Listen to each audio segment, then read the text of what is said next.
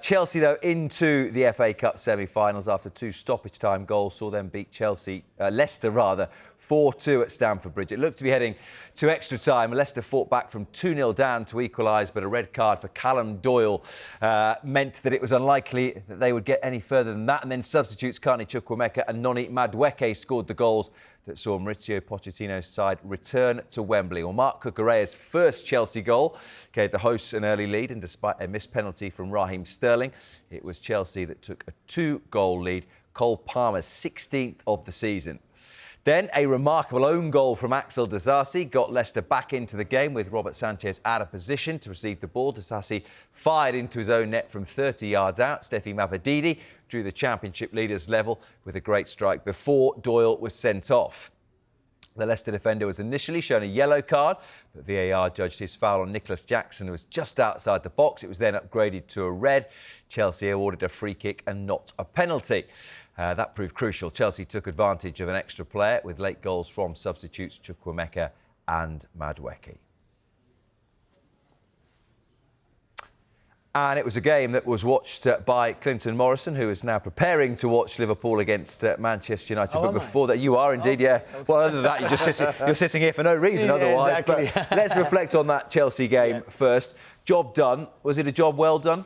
Yeah, it was a job well done. Listen, there were scary moments when Leicester get back to 2-2, but I always thought Chelsea were in control. Missed some big chances, but created a lot of chances. That's the thing that you can take from this game. The finishing wasn't at its best, but they created numerous chances. So going forward, that's a positive.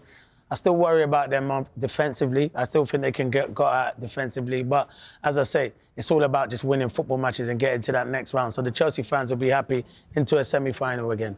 From a mentality perspective, I guess you could look at it two ways. A, you shouldn't be letting a 2-goal lead slip at home against a Championship side, but good character, having had that setback, to still go on and win it. Yeah, definitely, because you're thinking, you see some games earlier on where Chelsea, where they're leading games and then they could go under, especially at home. When I can remember one game against Wolves where Wolves went there and they just outplayed them, caused them all kinds of problems. But no, Chelsea were good going forward. They were really positives to take. They missed a lot of big chances in that football match. But when you've got, as I say, and I'll keep speaking about him, because he's outstanding. When you've got a player like Cole Palmer in the team, you've always got a chance of winning football matches. I think he's an outstanding player. Well, one of the themes of perhaps the last couple of months maybe is the uneasy relationship, it seems, between the fans and Mauricio Pochettino. And again, a couple of his decisions were pretty unpopular, I think it's fair to say. Yeah, Mudryk, they didn't want Mudryk to come off, but when the sub that comes on and makes a big impact, and obviously I think they were wanting Sterling to come off. I'm not going to say definitely, because there was a few boos and cheers when he came off. And when you're a player that's going through a difficult time, you don't really need that kind of thing. You want your fans to support you. But as I say, they pay their money, they're entitled to their opinions, and they were booing some of the changes Pochettino. But in the end, the changes made a big difference, and the 2 players that came on made a big difference as well.